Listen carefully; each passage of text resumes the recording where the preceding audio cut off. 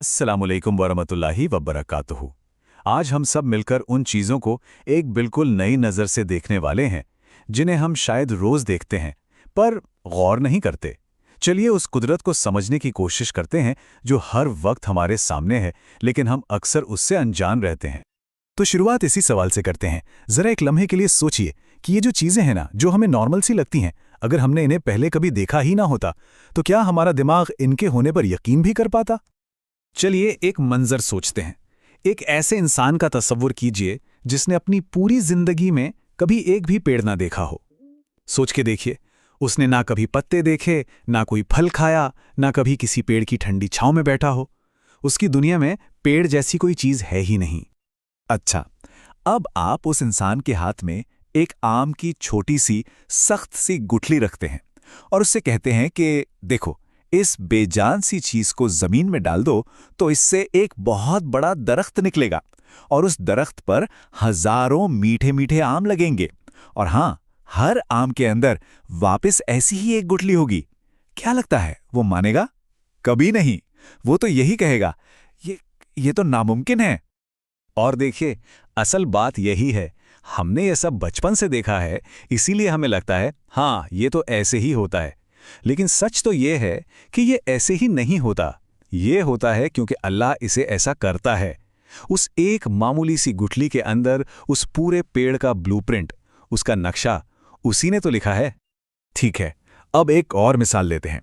जरा सोचिए एक ऐसे शख्स के बारे में जिसने अपनी पूरी जिंदगी जमीन पर गुजारी हो। न कभी समुंदर देखा हो, न नदी, न तालाब। उसे पता ही नहीं कि पानी के अंदर भी एक पूरी दुनिया बसती है।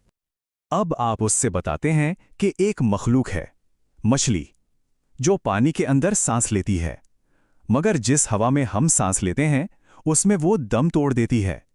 वो तो हैरान रह जाएगा, कहेगा ये क्या बात हुई, सांस तो हवा में ली जाती है, पानी में कोई कैसे सांस ले सकता है?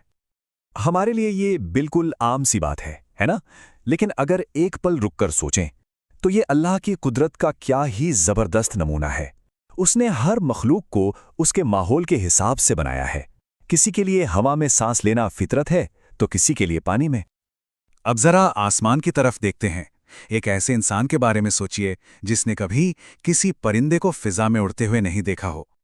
आप उसे बताते हैं कि एक ऐसा जानदार है जिसके जिस्म में हड्डियां हैं, लेकिन वो ग्रेविटी को मात देकर बिना किसी इंजन के सिर्फ अपने पंख फड़फड़ाकर घंटों तक आसमान में तैर सकता है। वो भला कैसे यकीन करेगा? उसके लिए तो ये नामुमकिन है। लेकिन ये मुमकिन है क्योंकि अल्लाह ने इसे मुमकिन बनाया है। उसने परिंदों को उड़ने का हुनर दिया, उनके जिस्म को उसी हिसाब से ढाला और वही है जो उन्हें हवा में थामे रखता है। अगर किसी को बताया जाए कि इंसान पानी की एक मामूली सी बूंद से बना है, फिर वो बूंद माँ के पेट में एक एक खून का लोथड़ा बनती है, फिर उस पर गोश्त बनता है, हड्डियां बनती हैं और फिर उस बेजान जिस्म में रूह फूंकी जाती है, तो क्या कोई इस पर यकीन करेगा? ये किसी साइंस फिक्शन फिल्म की कहानी नहीं, ये हम सब की अपनी कहानी है और ये किसी भी करिश्मे से कम नहीं। ये पूरा प्रोसेस, ये इतना पेचीदा अमल कोई इत्तेफाक, कोई हादसा नहीं है। ये एक बनाने वाले की बेहतरीन कारीगरी है। अल्लाह ने हमें सुनने और देखने की ताकत दी ताकि हम उसकी निशानियों पर गौर व फिक्र करें। तो बात सिर्फ जिंदा चीजों की नहीं है। ये करिश्मे तो उस पूरे सिस्टम में, उस निज़ाम में फैले हुए हैं जिसकी वजह से जिंदगी मुमकिन हो पाती है। जरा इस पर गौर कीजिए। ये जमीन जिस पर हम इतने सुकून से खड़े हैं, बैठे हैं, ये इस वक्त 1600 किलोमीटर प्रति घंटे की रफ्तार से घूम रही है, एक बुलेट ट्रेन से भी कई गुना तेज। और हमें हमें इसका एहसास तक नहीं होता। किसने इस सिस्टम को इतना परफेक्ट बनाया है कि हमें चक्कर तक नहीं आता? और हमारे अपने जिस्म के अंदर का निज़ाम देखिए। लगभग 60,000 मील यानी करीब 1 लाख किलोमीटर लंबी खून की नसें हैं, इतनी लंबी कि पूरी दुनिया के 2 चक्कर लग जाएं। और हमारा दिल बिना एक पल रुके, बिना थके इन सब में खून दौड़ा रहा है। ये कोई आम मशीन नहीं है, ये एक हुक्म है जो हर धड़कन के साथ पूरा हो रहा है। और फिर सूरज हमसे 93 मिलियन मील यानी करीब 15 करोड़ किलोमीटर दूर, एक आग का गोला जो इतनी दूरी से हमें बिल्कुल ठीक वही रोशनी और गर्मी दे रहा है जिसकी हमें जरूरत है। जरा सा पास होता तो हम जल जाते, जरा सा दूर होता तो हम जम जाते। ये दूरी ये कोई इत्तेफाक नहीं है, ये एक परफेक्ट कैलकुलेशन है, एक खालिक का बनाया हुआ निज़ाम है।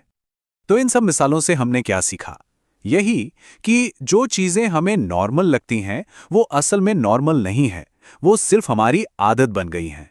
और ये सारे बड़े बड़े सिस्टम्स, ये पेड़, ये मछलियाँ, ये ज़मीन, ये सूरज, ये अपने आप नहीं चल रहे। इन्हें एक ही बनाने वाला, एक ही खालिक हर लम्हा, हर पल चला रहा है। और देखिए, कुरान हमें यही दावत देता है कि हम सिर्फ बाहर की दुनिया को ना देखें, बल्कि अपने अंदर झांक कर सोचें कि अल्लाह ने आसमानों और ज़मीन को और जो कुछ इनके बीच में है, सबको हक के साथ एक खास मकसद और एक तय वक्त के लिए बनाया है। तो अगली बार जब आप एक बीच को देखें, या आसमान में किसी परिंदे को उड़ते हुए, या फिर उगते हुए सूरज को, तो बस ये मत सोचिए कि हाँ, ये तो ऐसे ही होता है, बल्कि ये याद रखिएगा, ये इसलिए है क्योंकि अल्लाह इसे ऐसा करता है। हर चीज़ उसी के हुक्म से चलती है। बनाने वाला, चलाने वाला और पालने वाला सिर्फ और सिर्फ अल्लाह है।